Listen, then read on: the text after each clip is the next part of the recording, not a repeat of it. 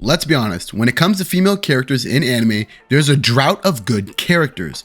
Old gen animes like to make weak princess stereotypes that needed to be saved, and new gen shonen neglected them as a whole unless it was to be the MC's love interest, or they attempted to make them good and failed. But believe it or not, there is a new gen mangaka that wrote a female character so beautifully that she caught me off guard when reading. And this is currently the best new gen female in anime manga by far. And it's Maki Zenin from Jujutsu Kaisen. Now, Lil Timmy, don't start writing to the comments mentioning new gen females that you think that are better than Maki. Let me explain myself, then you can go running to the comments. I feel like this without say, but spoiler warning in advance if you aren't fully caught up to the manga. Now, I am one of the fortunate anime fans who haven't been spoiled by the JJK manga at all. Well, besides one thing. So, after Shibuya had finished, I decided to pick up the manga and begin reading because I had no clue as to what was to come.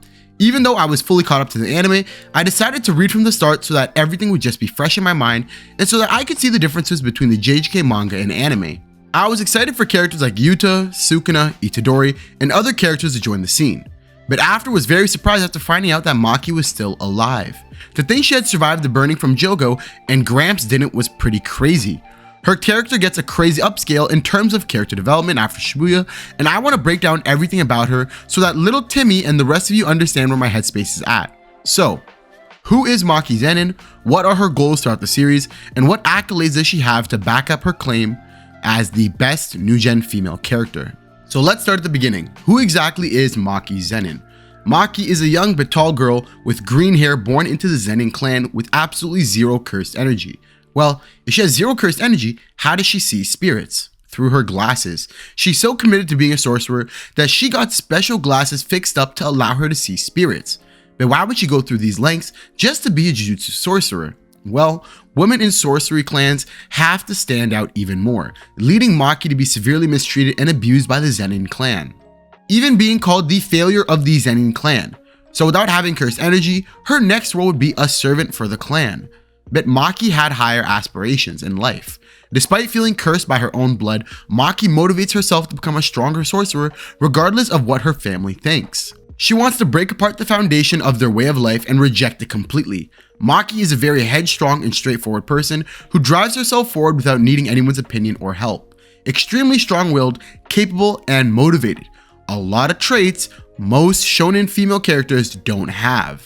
Maki has a twin sister named Mai, who was completely opposite of Maki. Obeyed and complied with the clan's orders, Mai was punished for Maki leaving by getting pressured into becoming a sorcerer, even though she wanted to live a normal life. She grew to hate Maki by the time they were both in Jujutsu High. Mai treated Maki with the same disrespect the clan did by referring to her as worthless because she lacked significant cursed energy. But this never clouded Maki's judgment. And to wrap up the small summary of Maki, she doesn't have any cursed energy, so her methods of fighting is using cursed weapons. She honed multiple different fighting techniques and weapons she could use to hold herself against at least second grade cursed spirits. Now that we've gotten a better understanding of who Maki is and her goals, what makes her so great? Well, it's post-Shibuya Maki that forced her into developing into the beast that she is today. For starters, she was already feeling humiliated during Shibuya for not being able to hold her own against Dagon. Then, she gets packed up instantly by Jogo, but miraculously, she lives. The manga states it was her inborn physical toughness, not curse tolerance, that saved her life. Crazy part is, Maki just continues with life as if nothing happened. Despite being severely injured and battle-scarred during Shibuya, she continues her goal of becoming the head of the Zenin clan and proving that she can be an amazing sorcerer. After discussing the plans for the calling games, everyone disperses to prep. Maki decides she's gonna go collect the special cursed tools locked away in the Zenin family vault. Bet runs into her mother, who had some kind words to say to her, before leading her straight to her father, who was guarding the vault with an injured Mai behind him.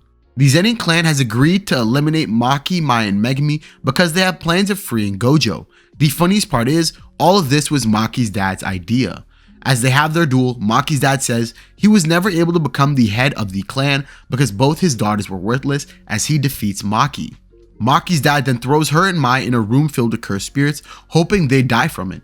And before leaving, he says, "Farewell, you are a stain on my life." Once he leaves, Mai struggles to get up and does some blood thing to Maki, which sends them into each other's thoughts. I don't know, it was never stated in the manga. Anyway, Mai begins to tell Maki, since they're twins, curse techniques treat them as one user. So as long as the other twin is alive, they'll both never be able to fully develop. Like we all know, Mai's technique is to create objects into cursed tools. So she created an entire sword using all her cursed energy, leading to her death. With Mai passing away, Maki's heavenly restrictions was finally on the same level as Toji, increasing her physical ability to the absolute peak and allowing her to kill her father. Maki then looks at her sword and says, "Mai, let's get started." And you're probably thinking, what does that mean? Mai asked her to destroy everything. So Maki's current new goal is to annihilate the entire Zenin clan. And Maki just goes crazy on a killing spree, attacking all the guards who stand in her way at the Zenin residence. But now shit gets serious as the Hei, the strongest sorcerers in the clan, has now quadruple teamed Maki in attempt to take her down. They attempt close range fighting with Maki, but Maki reaches through their necks and rips out their throats. As the last two try their best to take Maki down, they use some Pokemon type close combat move thinking it would seal the deal. Unfortunately for them, Maki is basically on par with Toji and no diffs all of them. Right when you think Maki is taking care of all the big names, her cousin Naoya Zenin arrives. Naoya possesses the same curse technique as Gramps' projection sorcery. This technique actually gives Maki difficulty because of the speed and power he can deal while immobilizing her. But surely enough, Maki had already had an idea of how the technique works and hits him with a clean punch to the cheek, basically killing him.